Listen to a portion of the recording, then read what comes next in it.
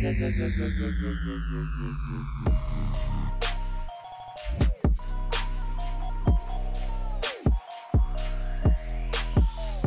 is going on, YouTube? It's Dagreenshiz here, back again. This time, I've been back a lot of times, but I'm back again.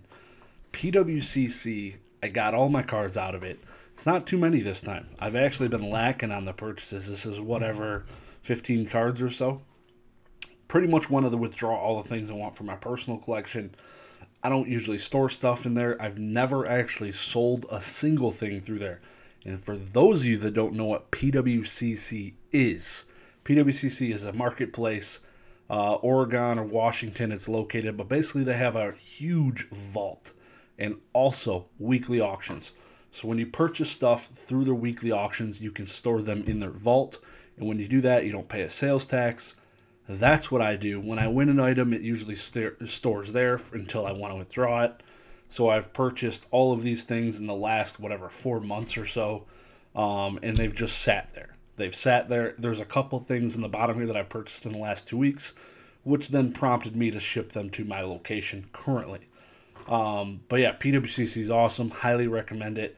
Every week they have well over 1,000 Pokemon items being auctioned, usually starting at $5, no reserves. Highly recommend it. Now, let's get into what I got. So for those of you also that don't know, I've been going after a PSA 9 first edition base set. These are some of the cards I needed for that set. A couple of these are actually duplicates, and we will show these off right now. I am getting close to this set. I'm still missing. There's 102 or 103 cards if you include both yellow cheeks, or both Pikachus, the yellow and the red cheeks. But it's a lot of freaking cards. I'm missing just the one holographic card, the Charizard, a few rares, not too many. This Drowsy's freaking awesome. I have still, to this day, the only perfect 10 first edition base set card is the Drowsy at CGC. It's awesome. I thought it was a gray stamp for a second. It's not a gray stamp, but needed this one for the set.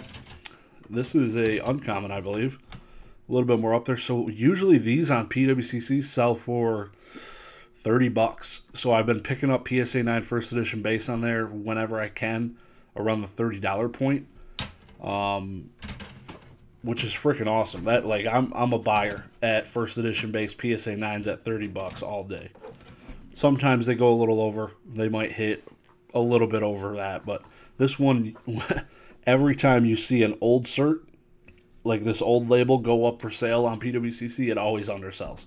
Doesn't matter what's inside it. Swear to God. This is a PSA 10 Shadowless. So this I thought went really cheap. It was like $34 or something. Just picked it up because it's Shadowless and it's a Staryu and it's a 10. So that was pretty cool. Similar for this. This card went really cheap. This is a rare. It's a Beedrill. I think it was like $50. I'm like, let's go. Let's go. This is a freaking awesome card.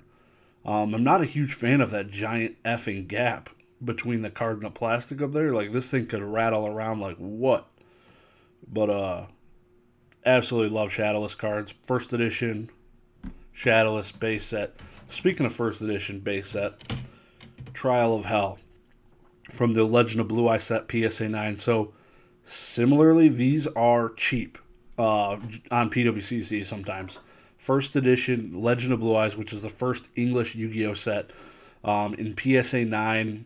This is probably one of the more expensive ones because they had changed the name. They weren't really big fans of it being called Trial of Hell. So this is kind of cool card. One of the more expensive commons, and yeah. So usually they go pretty cheap on there though. Sometimes they're not selling on there too frequently anymore. I feel like most people are like, nah, I'm just gonna hold. The price is too low. And that's pretty much what's happening with first edition base as well. This card's freaking gorgeous. Not too expensive at all, but PSA 9 Magician's Force, Diffusion Wave Motion Cannon, or Diffusion Wave Motion. There's a card called Wave Motion Cannon, which is what I was just alluding to. But still, a first edition PSA 9 from an extremely expensive set. Like, in order to buy a box with this card in it, it's too expensive. This card I picked up, I love tournament pack cards. Probably went for under $10. It's a common, but it's tournament pack 3 from 2003. You don't come across them slabbed up for that cheap. This card, CGC 10 Pristine, had to pick it up because it was green clawed monster. It was also extremely cheap, probably a $10, $15 purchase. I think my first CGC 10 MetaZoo card. Yeah, all the rest of that one I have is PSA. So the rest is not Yu-Gi-Oh! Couple bangers at the end here. Infernity Archfiend. So my friend, this is one of his favorite archetypes from Yu-Gi-Oh! This went really cheap. This was the reason I picked it up. I plan to resell it on eBay. This was purchased actually to get cracked for a deck. Just wanted the original Magic Ruler version, PSA 6. It's already played. This card is in the Zapdos collection. Trainers Magazine, Volume 18.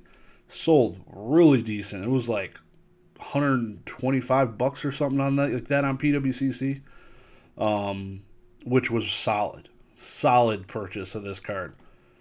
Did not have one, so really excited to add this Zapdos to the collection. Also, rounding out Wizards of the Coast, Zapdos base set 2. This is one of the last ones I needed for Wizards of the Coast.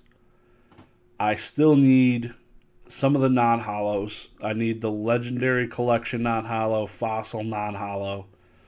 I need a Unlimited Gym Challenge Zapdos.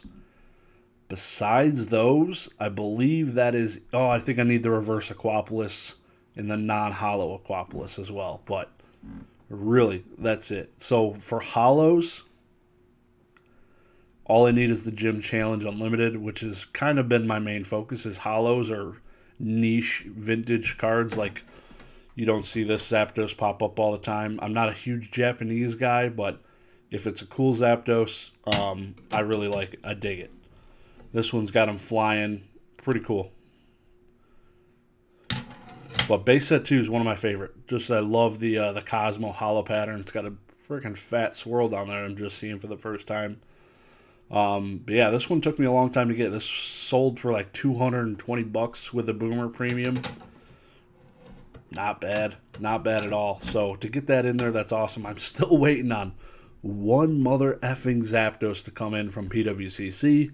And as soon as that arrives, I'll do a recap of my Zapdos collection. So I'm looking forward to do that. I know I still owe you my Shadowless Diglett collection that I completed. That is coming. I promise you. I know I've been getting thousands of messages every day asking for the glizzies. I'll give you the glizzy. Don't worry. I will talk to y'all soon. I hope you enjoyed the video. Recommend you go to PWCC, though. You're missing out on awesome opportunities. Some pretty good price stuff. Stuff keeps to be going down a little bit, it seems. So go check it out. Let me know if you go check it out. Have a good one. Peace.